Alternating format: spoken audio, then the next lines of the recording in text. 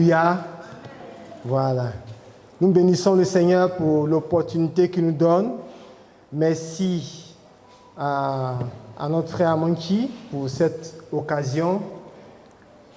Bienvenue à vous qui avez fait le déplacement, à chacun de nous. Nous venons d'Abidjan et je sais qu'il y a des gens qui ont voyagé, qui sont venus des villes voisines pour assister à cette école de ministère. 7 ans que l'école de ministère n'a pas eu lieu à Daloa. C'est ça, hein?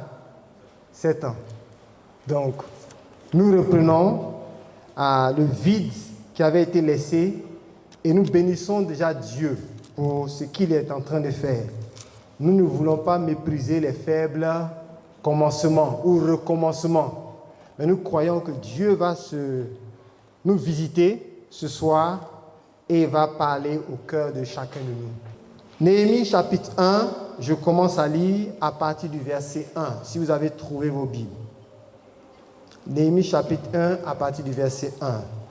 Parole de Néhémie, fils de Hakalia, au mois de Kislev, la 20e année, comme j'étais à Suse, dans la capitale, Anani, l'un de mes frères et quelques hommes arrivaient de Juda. Je les questionnais au sujet des Juifs réchappés qui étaient restés de la captivité et au sujet de Jérusalem. Ils me répondirent, ceux qui sont restés de la captivité sont là dans la province au comble du malheur et de l'opprobre. Les murailles de Jérusalem sont en ruine et ses portes sont consumées par le feu. Lorsque j'entendis ces choses, je m'assis, je pleurais et je fus plusieurs jours dans la désolation. Je jeûnais et je priais devant le Dieu des cieux. Et je dis, on va s'arrêter là. Donc, voici le texte sur lequel je voudrais que nous puissions réfléchir ce soir. Et le thème que je voudrais donner à mon message est celui-ci. Dieu cherche des porteurs de fardeau. Tu vas dire ça à ton frère, tu vas dire ça à ta soeur. Dieu cherche, dis-lui, Dieu cherche des porteurs de fardeau. Ou si tu es une femme, Dieu cherche des porteuses de fardeau.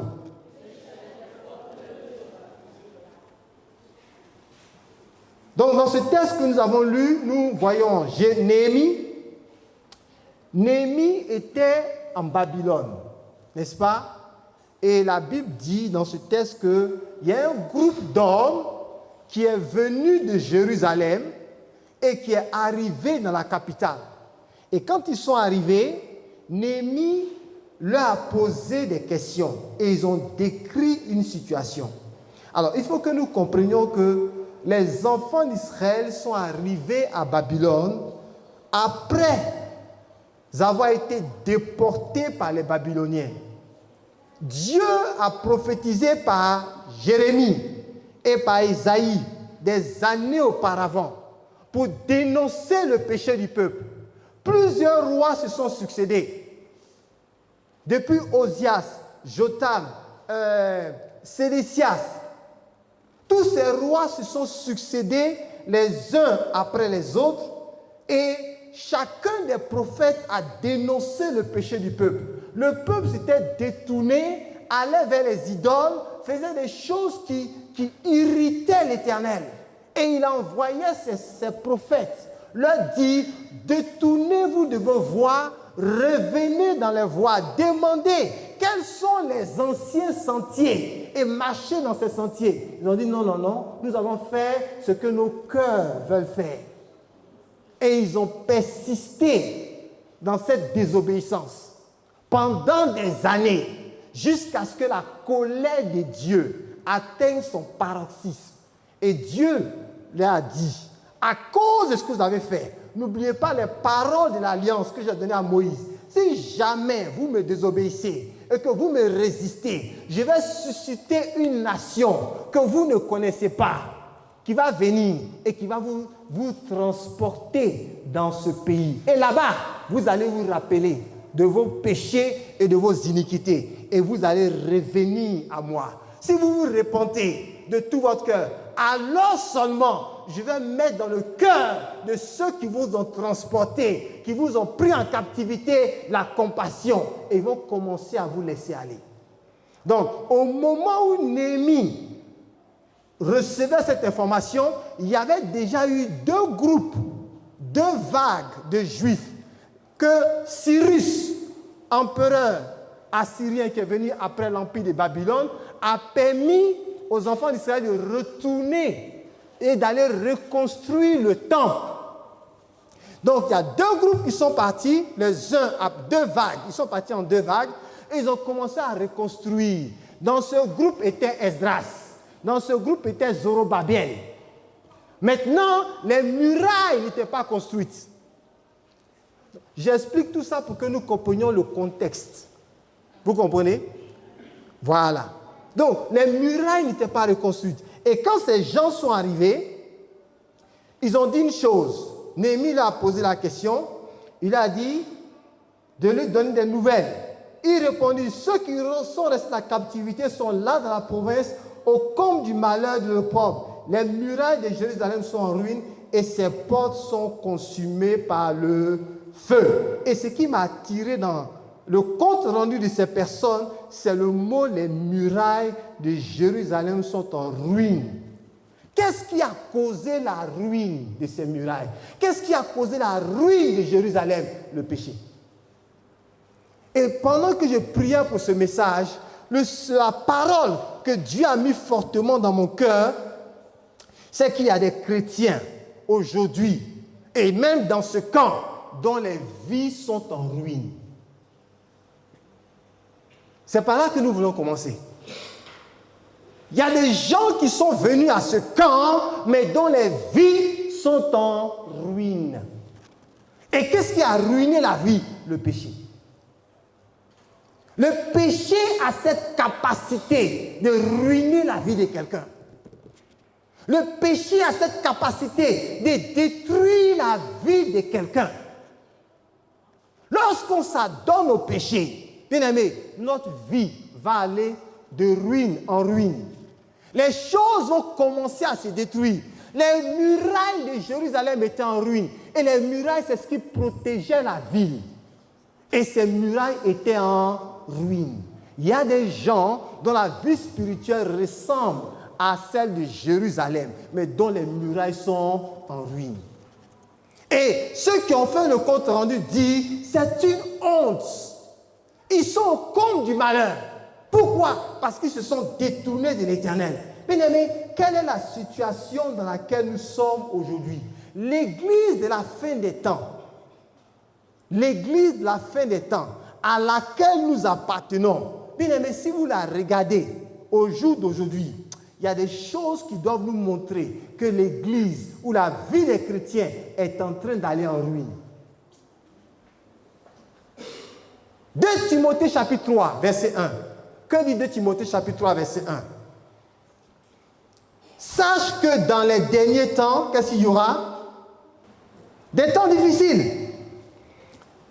Dans les derniers temps, il y aura des temps difficiles. En effet, les gens seront égoïstes, amis de l'argent, vantards, orgueilleux. Ils feront insulte à Dieu et seront rebelles à leurs parents. Ça, c'est la version français courant. Ingrats, sans respect pour ce qui est saint, durs, sans pitié, calomniateurs, violents, cruels, ennemis du bien.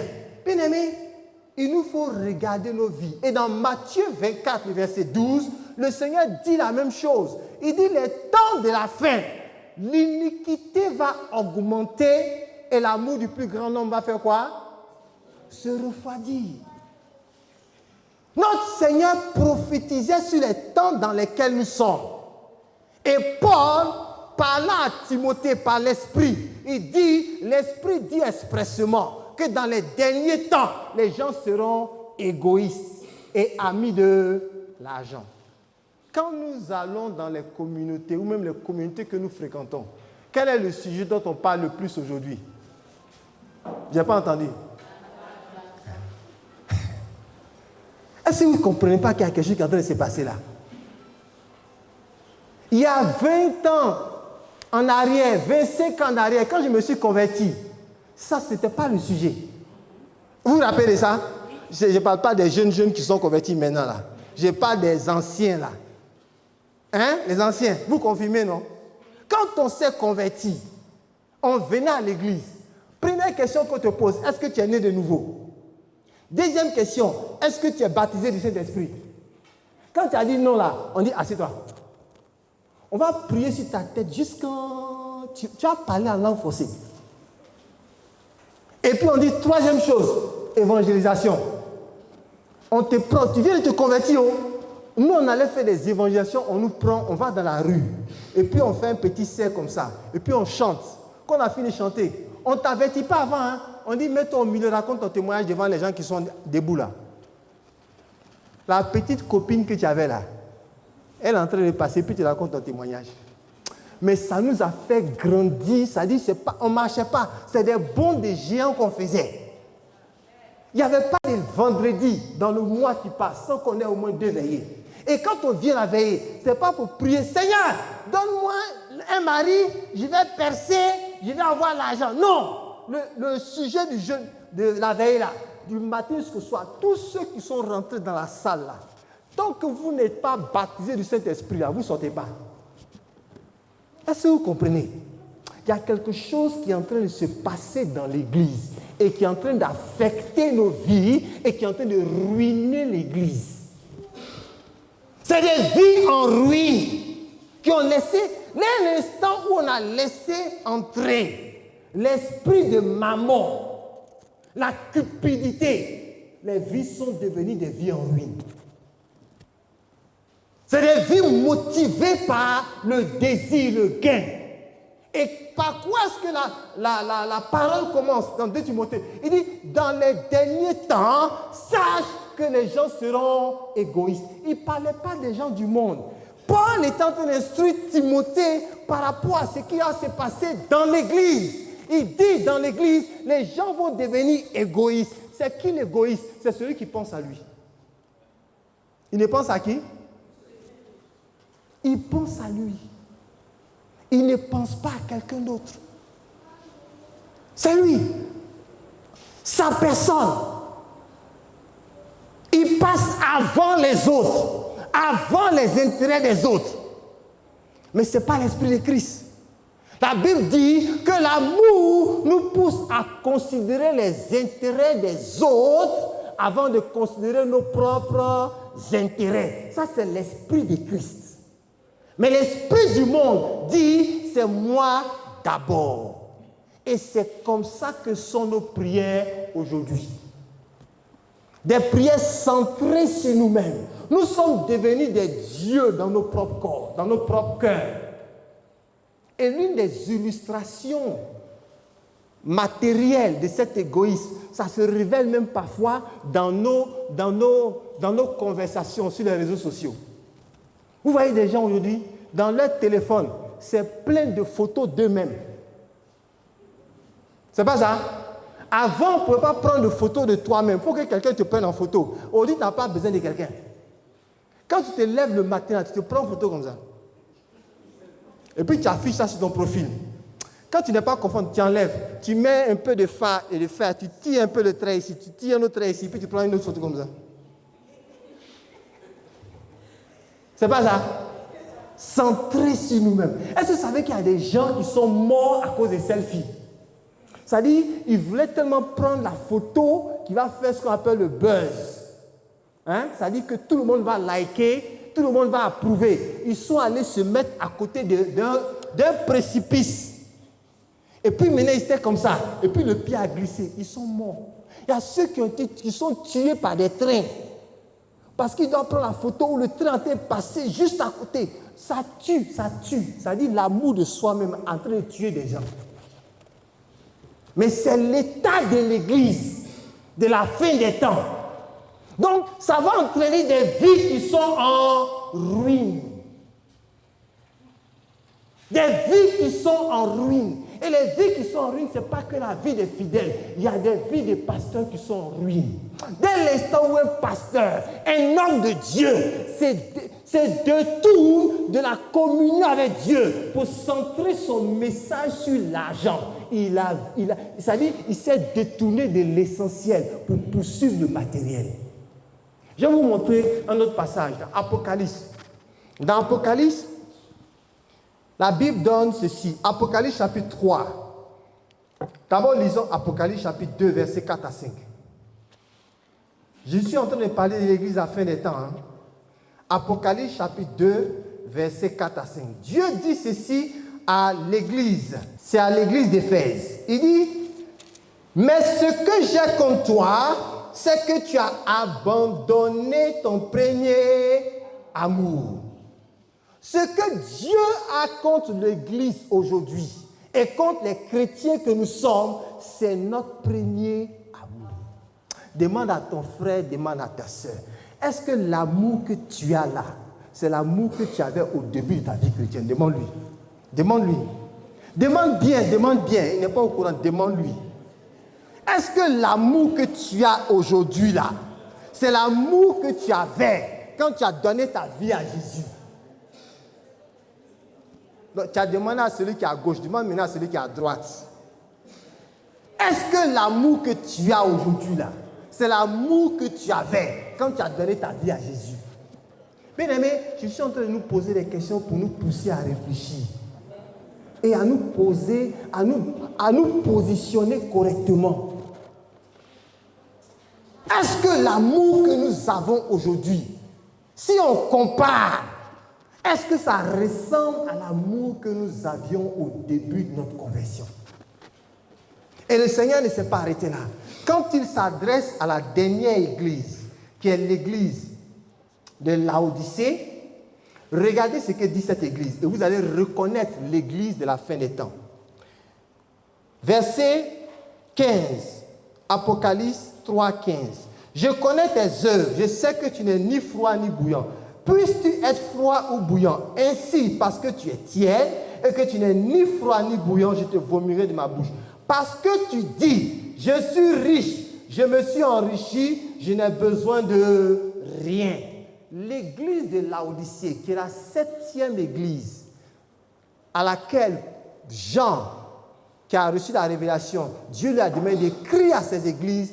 Dans le langage prophétique, ça parle de 7 dispensations, 7 temps de l'histoire de l'église. Donc, l'église de Laodicée, c'est l'église de la fin des temps. Et dans cette église, ils avaient un seul langage. Quel est le langage? Je suis riche. Je me suis enrichi.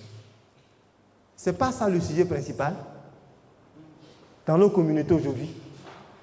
Je suis riche. Je me suis enrichi. Maintenant, que dit le Seigneur? Dieu n'est pas contre la richesse, mais regardez ce qu'il va dire. Il dit, parce que tu ne sais pas que tu es malheureux, misérable, pauvre, aveugle et nu. Verset 20. Voici, je me tiens à la porte. Jésus n'était pas dedans. Jésus était où? À la porte. Oh, tu peux être dans l'église, et puis il y a des activités, et puis il y a la parole, et puis il y a la chorale, et puis il y a des théâtres, et puis il y a des scènes, mais Jésus est à la porte. Quelle tragédie! Ils étaient dans l'église, mais Jésus dit, je suis à la porte. Il n'était pas dedans. Mais si quelqu'un était arrivé là, et puis il avait regardé l'église de Laodicée, il aurait vu les réunions du soir, les cultes du soir, les quoi encore, le programme est là, il est établi. Mais ce n'est plus centré sur lui, donc il est dehors. Qu'est-ce qu'il attend? Qu'on l'invite à nouveau dans son église. Tu vas regarder ta vie ce soir. Nous voulons parler de lever et de bâtir. Mais regardons d'abord nos vies. Nous voulons poser les bons fondements. Quel est l'état de ta vie? Est-ce que ta vie n'est pas en ruine? Est-ce que ta vie n'est pas en ruine? Examine-toi toi-même. Positionne-toi correctement. Où est-ce que je suis? Et vous allez voir tout à l'heure la conséquence de ce mauvais positionnement-là. Si nous ne sommes pas correctement positionnés, vous allez voir qu'est-ce que ça a comme incidence directe sur nous. Donc, première chose, regardons nos vies. Est-ce que nos vies ne sont pas comme des murailles en ruine? Parce que le péché a cette capacité de tuer une vie et de produire la ruine dans cette vie. Donc les chrétiens disaient, nous sommes riches, et on veut chercher qu'à s'enrichir. On ne cherche que des choses. Quand on organise des programmes, c'est que ce que les gens vont avoir. Mais Dieu cherche des porteurs de fardeau. Dieu cherche des porteurs de fardeau. Pas des gens qui sont en train de courir après des choses et des choses matérielles uniquement. Alléluia. Donc, premier élément que nous voyons ici et qui m'a frappé, que Dieu me dit de partager avec vous, c'est les ruines de Jérusalem et comment est-ce que nous, que Dieu a appelé dans cette conférence à regarder ce thème, commençons d'abord par regarder nos vies. Est-ce que nos vies ne sont pas en ruine? Donc, les gens ont fait le rapport, ils ont dit les murailles sont en ruine et les portes sont consumées par le feu. Les portes sont consumées par le feu. Lorsque la Bible parle de portes, je vais vous donner une référence. La Bible, le Seigneur dit, Matthieu 16, verset 18, il dit, je bâtirai mon église et les portes du séjour des morts ne prévaudront point contre elle. Qu'est-ce que c'est que les portes dont il parlait? Quand il parle des portes du séjour des morts, il est en train de parler des puissances sataniques. Il est en train de parler des démons. Il dit, lui va bâtir son église et les portes du séjour des morts ne prévaudront point contre elle. Et dans les temps anciens, s'il y a une chose que les villes renforçaient, c'était les portes. Parce que quand on faisait les villes, à l'époque, les villes étaient entourées de murs. Donc le mur, c'est solide. Donc la partie la plus faible de ta clôture, c'est la porte. Donc on mettait là des gardes. On mettait là, c'est là même qu'on plaçait les sentinelles. D'accord? On plaçait les sentinelles au niveau des portes. C'était des grandes portes. Donc lorsque les ennemis venaient, l'endroit le plus renforcé, où il y avait le plus de soldats, c'était la porte. Parce qu'on sait que la plupart des soldats, ils n'avaient pas les fusils ou les chars d'aujourd'hui. Donc ils lançaient des flèches, ils avaient des lances, mais ils n'avaient pas tout l'appareillage pour détruire des murs. Par contre, détruire une porte, c'était plus facile. D'ailleurs, s'ils sont plus nombreux, ils peuvent pousser la porte et puis l'amener à s'écrouler. Donc Jésus dit, les portes du séjour des morts ne prévaudront point contre elle. Mais les portes de Jérusalem étaient en feu. L'ennemi avait réussi à mettre le feu dans les portes et à les détruire. Est-ce qu'il n'y a pas des gens qui sont venus à cette école de ministère avec des portes en feu? C'est-à-dire la partie de ta vie qui était déjà faible, où l'ennemi avait l'habitude de te tenter, que tu surveillais, tu sais ce que tu étais avant, et l'ennemi aussi te connaît. Il y avait des péchés qui dominaient sur ta vie, et tu les connais. Quand tu es venu en Christ, tu avais un regard sur ces choses-là. Tu dis, je ne tomberai pas dans ce péché, je ne ferai pas telle chose. Mais l'ennemi a compris aussi que c'est l'endroit le plus faible, et il est revenu te tenter dans les mêmes choses. Il a réussi à succomber de ta vie. À triompher de ta vie plutôt. Les portes de Jérusalem étaient en feu. Et ça nous parle encore de nos vies. Nous ne voulons pas aller dans des choses très très profondes. Nous voulons simplement bâtir d'abord le fondement. Et qu'est-ce qui a entraîné ce feu, ces portes en feu? Le péché. La désobéissance des enfants d'Israël avait entraîné non seulement la destruction des murailles, mais les portes étaient aussi en feu. L'ennemi pouvait entrer et sortir sans gêne, parce qu'il n'y avait plus rien pour le retenir. Et il y a des gens qui sont venus avec des vies comme ça. Des vies consumées par le feu.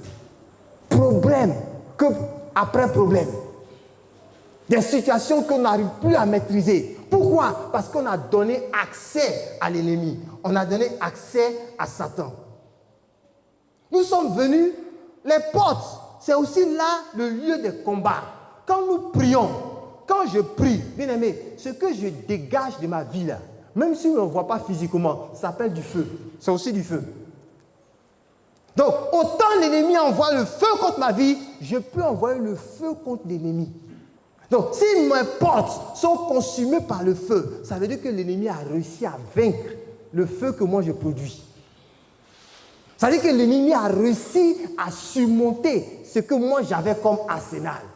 Et il y a des gens aujourd'hui, l'église d'aujourd'hui, c'est une église qui est en train de perdre un feu. Le feu du réveil qui nous a été donné depuis les actes des apôtres. Même le feu des dénominations dans lesquelles nous sommes. Vous savez que la plupart des dénominations dans lesquelles nous sommes, certaines sont nées à partir du feu du réveil. C'est pas ça?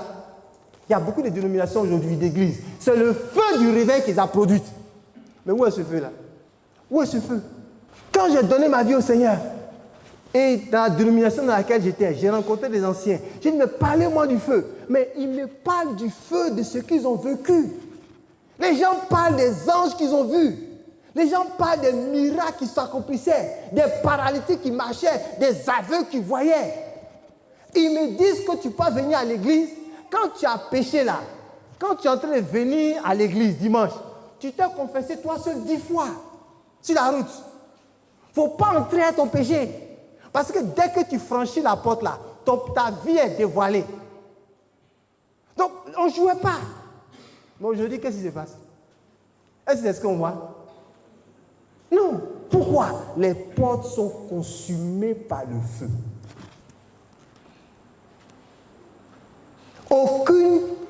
Dans aucune période de l'histoire de l'Église, il y a eu une période comme celle-ci, où les chrétiens ont la Bible dans leur téléphone.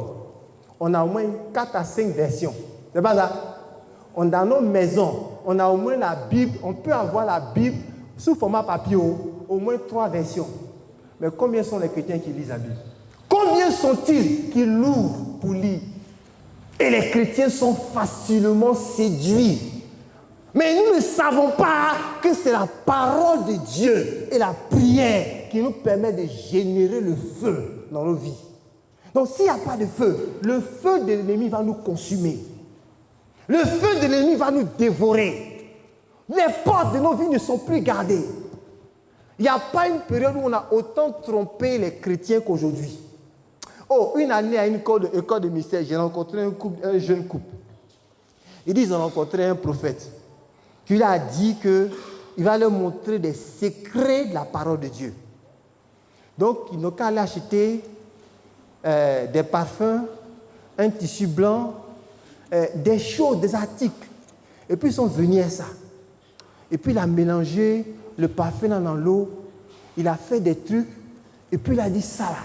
Seuls les sacrificateurs, comme eux là, connaissent ce genre de choses. Et puis il a dit, maintenant je prie pour vous, et puis ça va aller. Quand ils sont partis, leurs problèmes se sont multipliés. J'ai dit, bon, pendant qu'ils vous disaient tout ça là, vous-même, vous qui êtes en face de moi là, est-ce que vous avez lu la parole? Il dit, oui, pasteur, on ne sait pas qu'on connaît tout, mais il dit qu'il connaît les mystères. Est-ce que vous comprenez? J'ai rencontré encore un autre chrétien, une fois.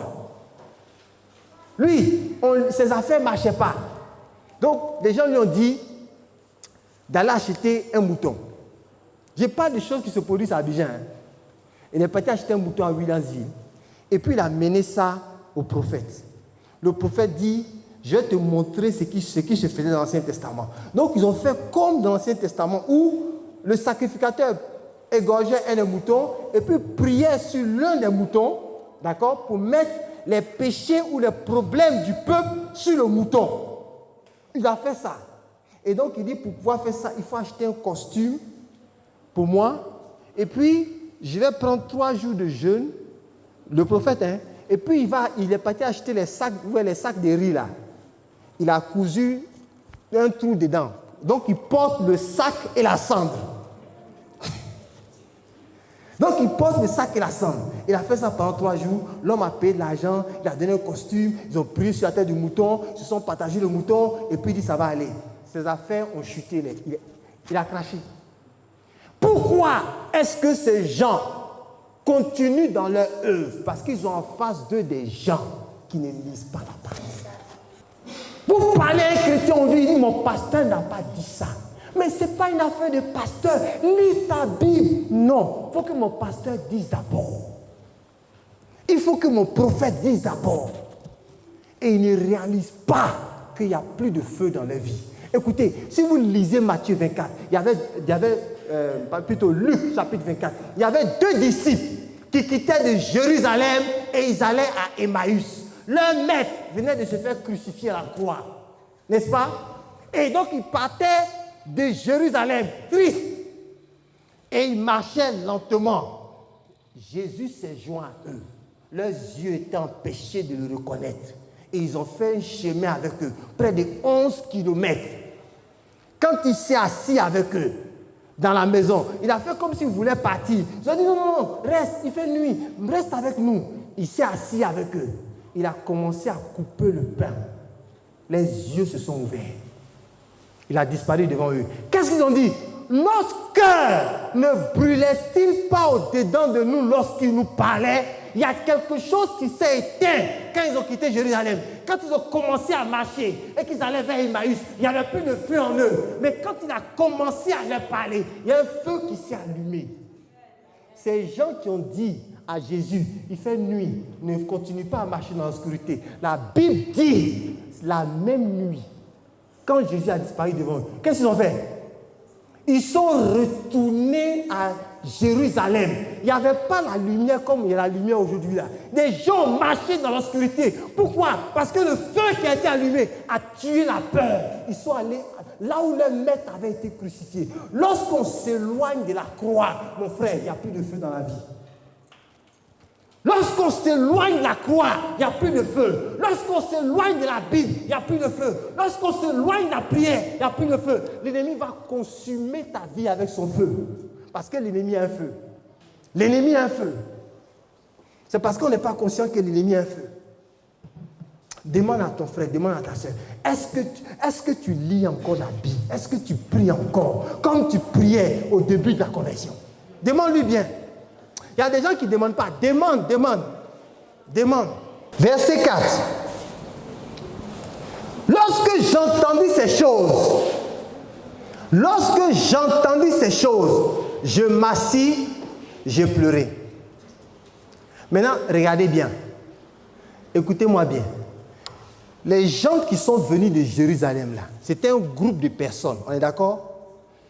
Néhémie leur a posé la question au sujet de ce qui se passait à Jérusalem. Ils ont dit que les murailles sont consumées, sont détruites, sont en ruine, et les portes sont consumées par le feu. Ils sont rentrés chez lui, chez eux. Néhémie a entendu ça. Il s'est assis, et puis il a commencé à pleurer. Ceux qui sont partis et qui ont apporté la nouvelle là, est-ce qu'ils ont pleuré à Néhémie? Est-ce qu'ils ont pleuré avec Néhémie? Voilà ce qui se passe. Lorsque les vies sont en ruine et que les portes sont consumées par le feu, il n'y a plus de fardeau pour les choses de Dieu. Quand vous voyez aujourd'hui un chrétien pleurer, il est en train de pleurer pour ses problèmes. C'est pas là. On se plaint, on pleure pour nos problèmes.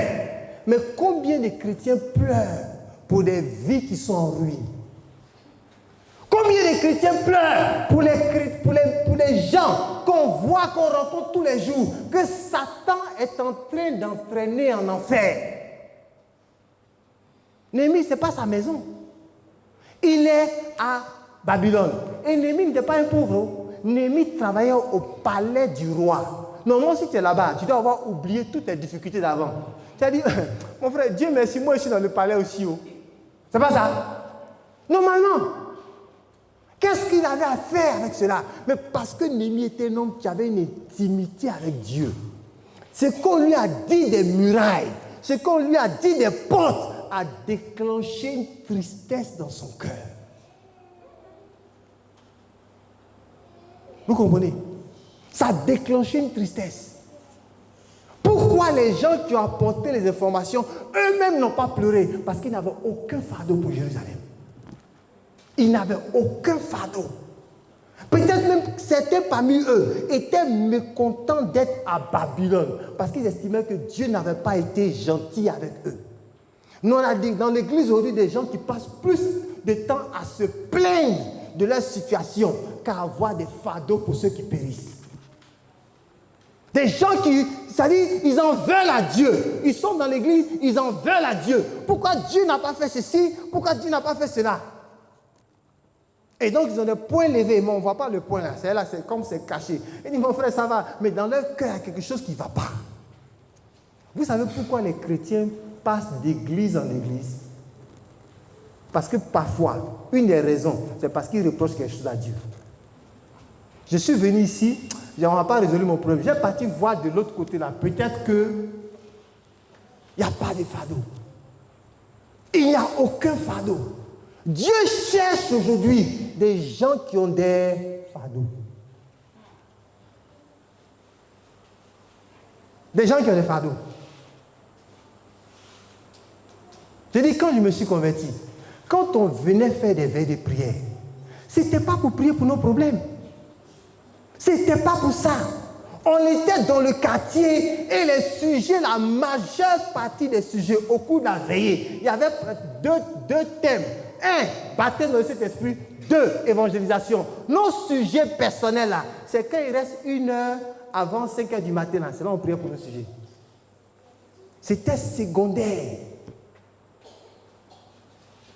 Et ça créait un fardeau. Pourquoi l'église n'évangélise pas? La dernière fois, on nous a invités dans une église pour venir enseigner sur l'évangélisation et amener l'église à aller évangéliser. Donc, on a fait ça pendant 2 jours.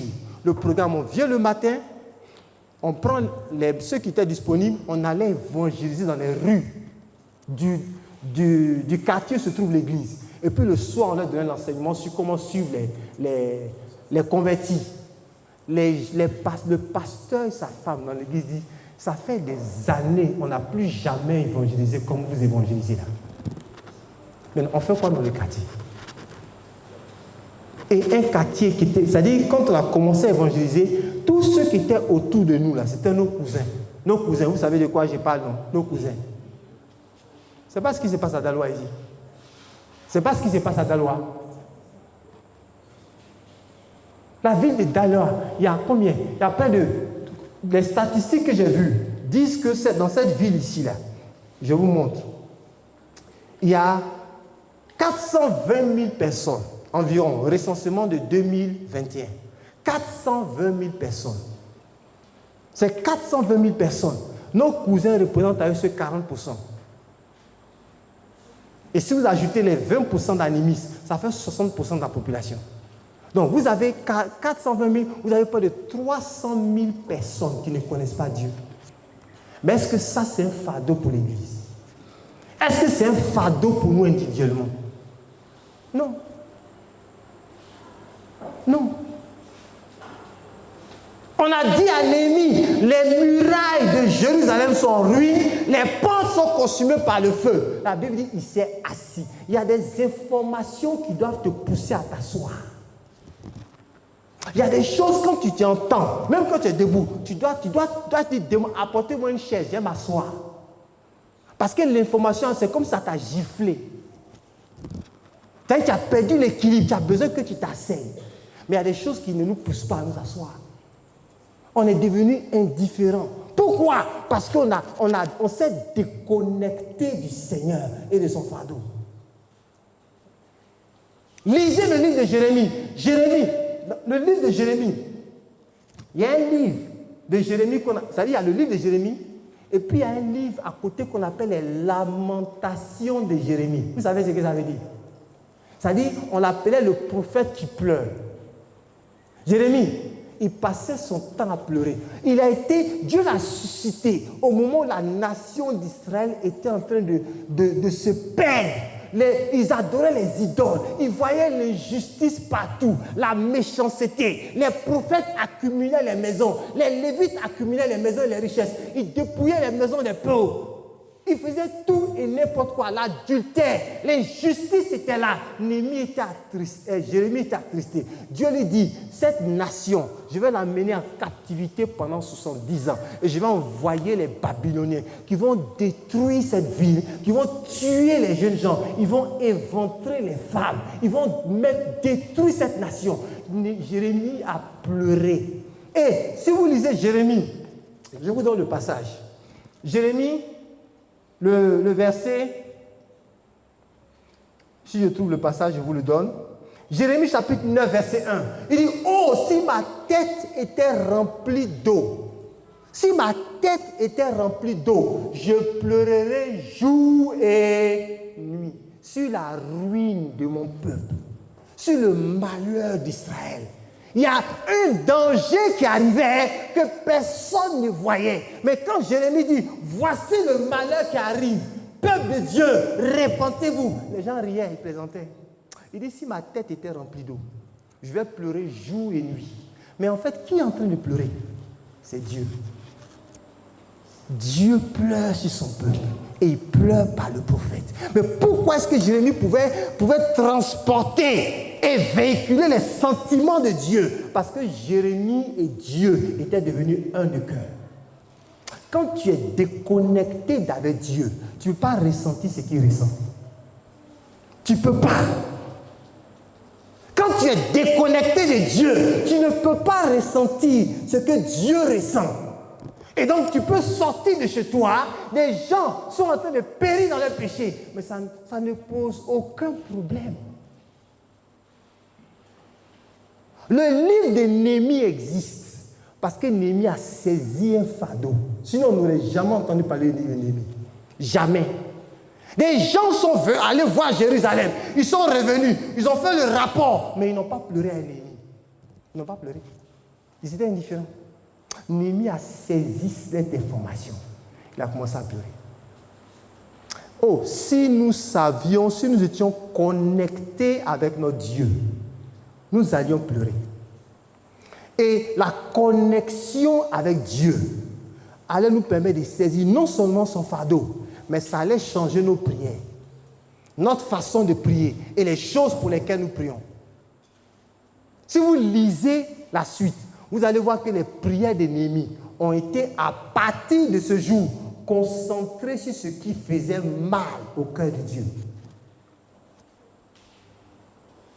Donc, quand des vies sont en ruine, quand des portes sont consumées par le feu, tu ne peux pas saisir des fardeaux. Tu ne peux pas. Tu ne peux pas saisir les fardeaux de Dieu parce que tu es déconnecté. Si tes prières sont centrées sur toi-même, égoïste, aimant l'argent, aimant les plaisirs, tu ne peux pas saisir ce qui touche le cœur de Dieu. Néhémie a saisi ce qui touchait le cœur de Dieu. Il a commencé à pleurer. Il dit, je m'assis, je pleurais. Donc, avant de dire, je vais me lever pour bâtir, assieds-toi et puis pleure d'abord. Demande à ton frère, c'était quand la dernière fois tu as pleuré. Je ne parle pas de quand tu as perdu un parent, je n'ai pas de pleurer pour les choses de Dieu. Il y a pleuré pour nos parents, j'ai perdu un parent, je pleure. Ça là, on sait faire. Je n'ai pas de pleurer parce que tu as vu une situation de quelqu'un dont la vie était en train d'être détruite et ça t'a fait mal et tu as pleuré. Dans nos familles, il y a des gens, quand on regarde leur vie, tu n'as pas besoin de dons de discernement pour savoir que lui là, celle-là, dans ta famille là, c'est Satan qui est en train de mélanger leur vie. Tu sais, toi-même tu sais. Mais est-ce que ça nous pousse à pleurer? Est-ce que ça nous pousse à pleurer?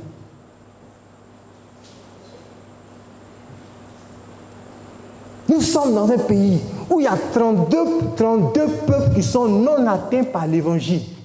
Sur les 107 que compte la Côte d'Ivoire, il y en a encore 32 qui ne connaissent pas Jésus. Ils sont situés depuis Bouaké jusqu'au nord de la Côte d'Ivoire, de l'est comme de l'ouest à l'est. 32 peuples qui adorent encore des idoles ou qui sont encore tournés vers autre chose. Nos cousins sont les plus nombreux. Est-ce que ça suscite en nous un fardeau? Est-ce que ça déclenche même quelque chose? Quand des gens autour de nous meurent dans leur péché, quand dans la ville de Daloa, qui est remplie de cousins, qui continuent encore à consulter des marabouts, qui continuent encore à suivre leur voie, est-ce que ça nous touche? Est-ce que ça change notre façon de prier? Est-ce que ça nous pousse à nous détourner de nos personnes pour porter nos regards vers ce qui touche le cœur de Dieu? Ce n'est pas la première fois que Dieu pleure. Je vais vous montrer Luc 19, 41, puis c'est par là qu'on va terminer. Comme il approchait de la ville, Jésus, en la voyant, il a fait quoi? Qu'est-ce qu'il a fait? Il a pleuré. Et dit, si toi aussi, au moins en ce jour qui t'est donné, tu connaissais les choses qui appartiennent à ta paix, mais maintenant, elles sont cachées à tes yeux. Il viendra sur toi des jours où tes ennemis t'environneront de tranchées, t'enfermeront et te serreront de toutes parts. Ils te détruiront, toi et tes enfants au milieu de toi, et ils ne laisseront pas en toi pierre sur pierre, parce que tu n'as pas connu le temps où tu as été visité. Regardez ce qui se passe dans la vie de Jésus. Ce qui se passe dans la vie de Jésus, c'est exactement ce qui s'est passé dans la vie de Jérémie. Jérémie voit le peuple. Il est pris d'un fardeau. Il pleure sur la ruine qui attend Jérusalem.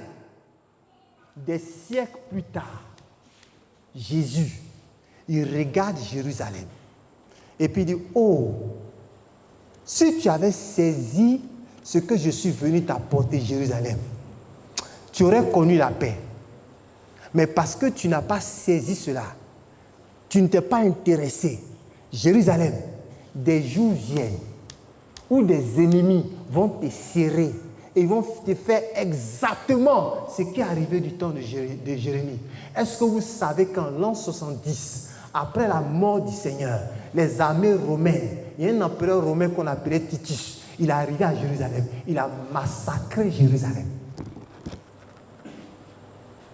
Mais quand Jésus a vu Jérusalem, qu'est-ce qu'il a fait?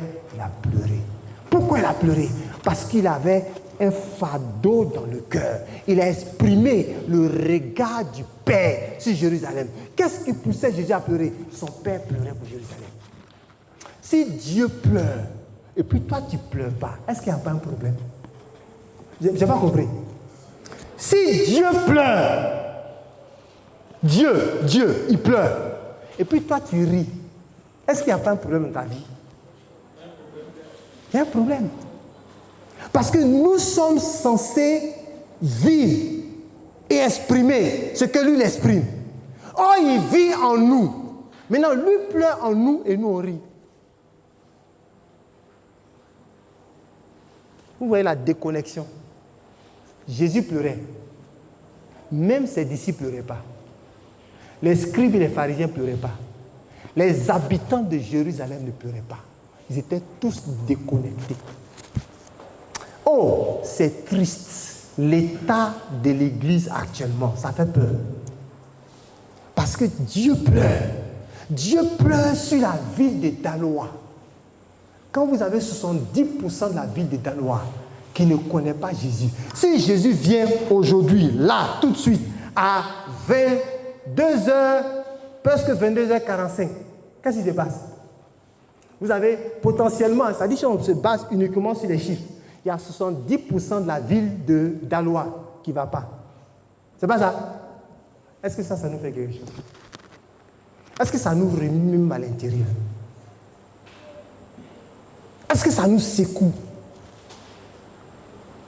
Quand dans nos familles, on voit des situations de gens qui sont en train d'être maltraités, malmenés par le péché, malmenés par Satan, est-ce que ça nous bouscule au point de dire, je vais jeûner pendant une semaine pour que telle personne soit délivrée? Nous voulons commencer par le commencement. On dit, levons-nous, bâtissons. Non, Jérémie, ce n'est pas lever, bâtir. Jérémie s'est assis d'abord pour pleurer. C'est celui qui s'assoit pour pleurer qui peut se lever pour bâtir. Si tu n'as pas pleuré, tu ne peux pas bâtir. Parce qu'il faut pleurer d'abord. Sur la ruine du peuple de Dieu, sur la ruine des païens, sur la ruine de ceux qui ne connaissent pas Dieu, il faut d'abord pleurer. C'est quand tu as fini de pleurer que Dieu, tu peux dire maintenant, lève-toi et puis bâtis. Néhémie dit, je m'assis, j'ai pleuré. Je fais plusieurs jours dans la désolation et dans la tristesse. Ça a changé son humeur. Ça a changé sa façon de vivre. Néhémie ne pouvait plus aller au travail. La joie avait disparu. Même le roi, si vous lisez plus tard, le roi a remarqué que son visage a changé. Même le roi. Et on lui demande, mais qu'est-ce qui se passe? Est-ce que tu as un chagrin de cœur? La reine dit, est-ce que tu as un chagrin de cœur? Il dit, ce n'est pas un chagrin de cœur. Ce que j'ai là, c'est plus que un chagrin de cœur.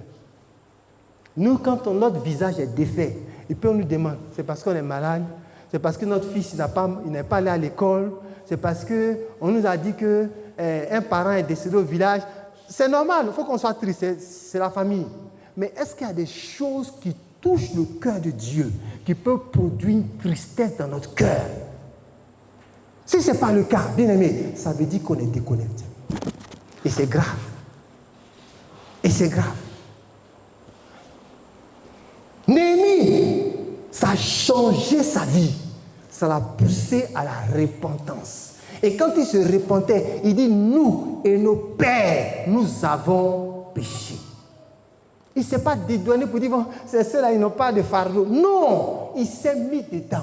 Il a fait la même prière que Daniel a fait dans Daniel chapitre 10. Moi et la maison de mon père, nous avons péché. Dieu cherche des porteurs de fardeau. Dis ça encore à quelqu'un. Dieu cherche des porteurs de fardeau. Est-ce que tu es une personne? Est-ce que tu es un porteur de fardeau? Est-ce que tu es une porteuse de fardeau? Le nom de Néhémie signifie consolation de Dieu. Le nom de Néhémie signifie quoi? Consolation de Dieu.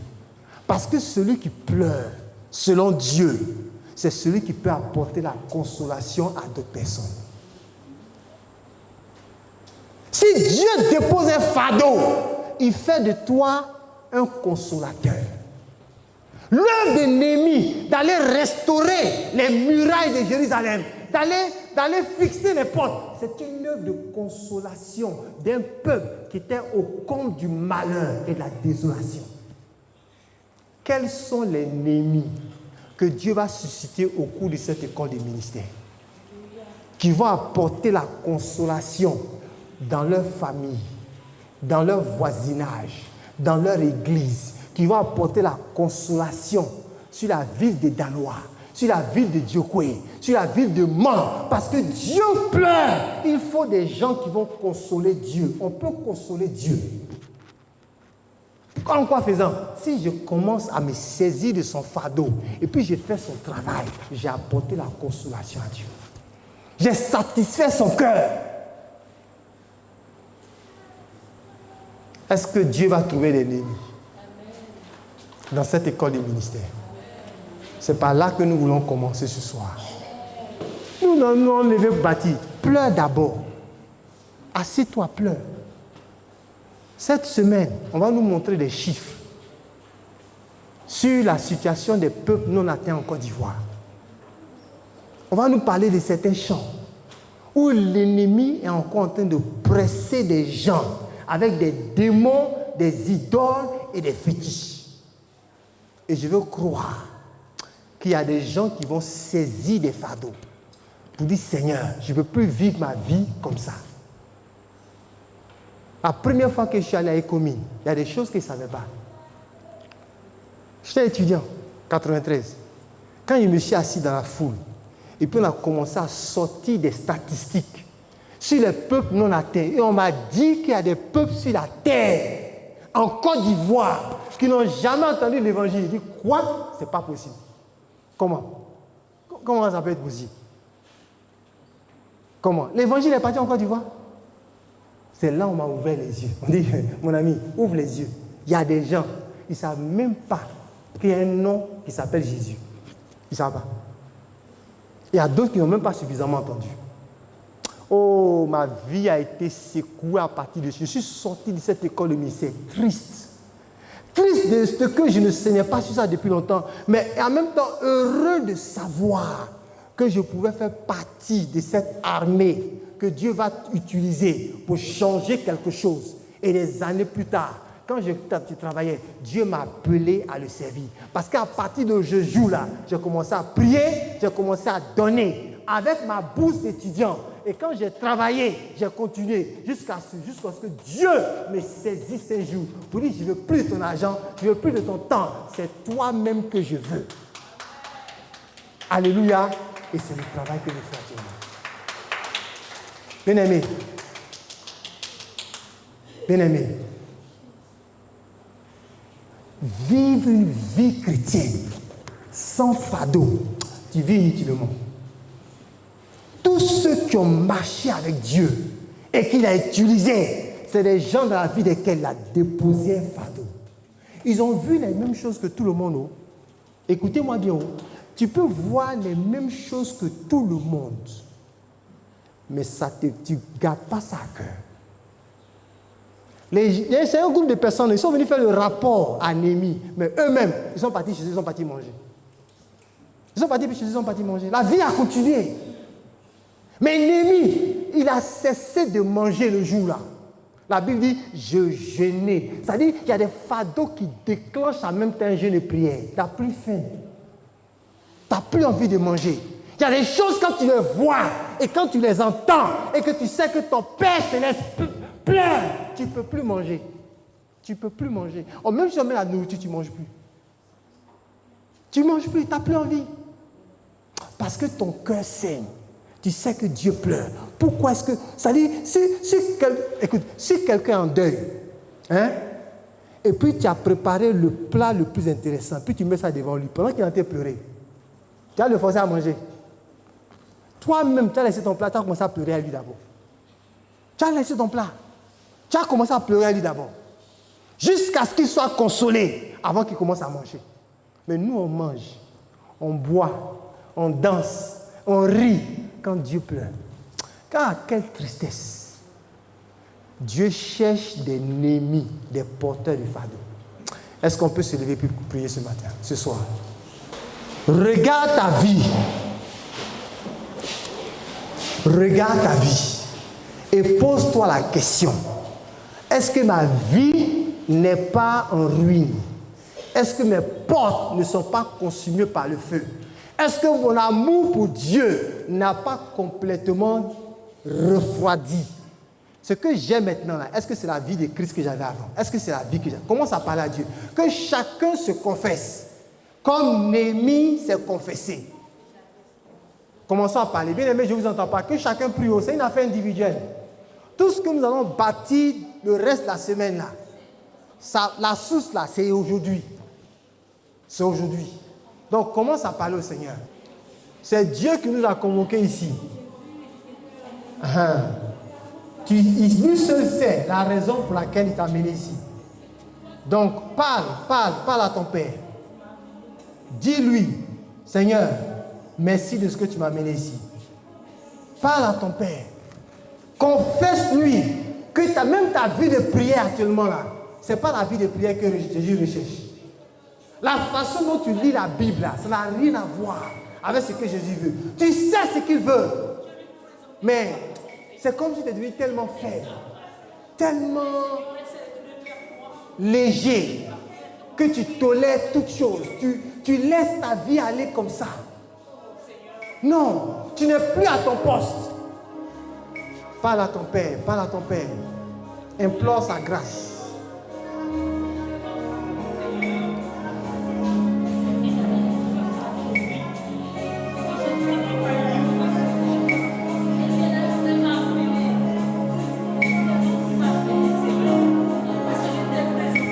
Tu ne lis plus ta Bible comme tu la lisais avant. Tu ne pries plus comme tu priais avant.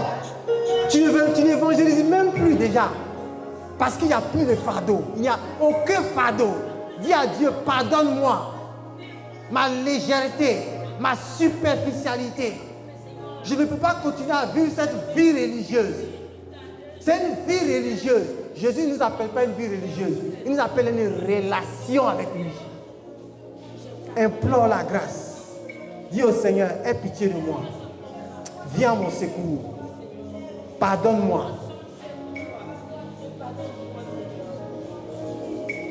Le péché est en train de ruiner ta vie. Le péché est en train de ruiner ta vie. Demande pardon au Seigneur. Demande pardon au Seigneur. Jésus veut te restaurer ce soir. Jésus veut te délivrer ce soir. Nous voulons nous lever et puis bâtir. Mais il nous faut d'abord nous asseoir et pleurer. Ce sont ceux qui pleurent, qui s'asseyent, qui pleurent, qui peuvent ensuite se lever. Implore la grâce de Dieu sur ta vie. Demande-lui pardon. comme Néhémie a demandé pardon.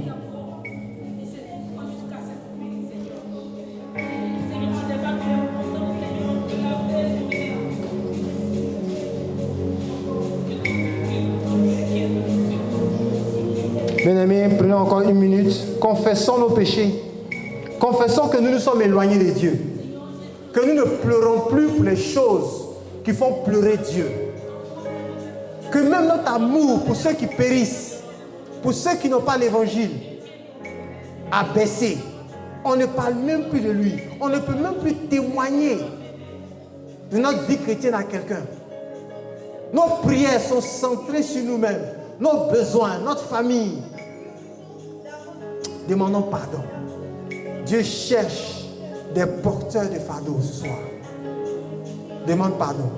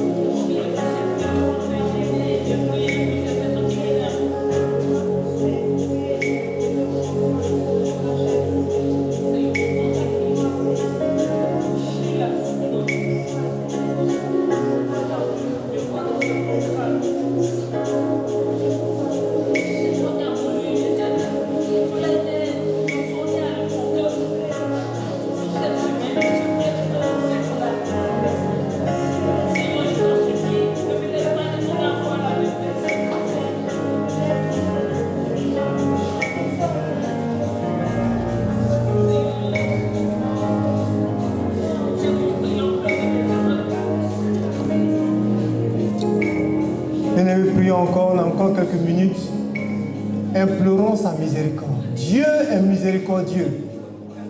Il est lent à la colère. Il dit, si nous confessons nos péchés, il est juste, il est fidèle pour nous pardonner, pour nous purifier de toute iniquité. Il peut le faire ce soir pour toi. Dis à Dieu, je m'offre ce soir à nouveau. Je m'offre à nouveau, tout entier, mon cœur, ma vie, mon âme, mon argent, toute ma personne. Je reconnais que mon amour pour toi a baissé. Seigneur, je me consacre à nouveau. Je me suis consacré. Dis à Dieu, je me consacre ce soir. Je me consacre ce soir. Tes mains sont ouvertes en signe d'abandon. Tu ouvres tes mains en signe d'abandon pour dire je me consacre. Je m'abandonne. Je m'abandonne.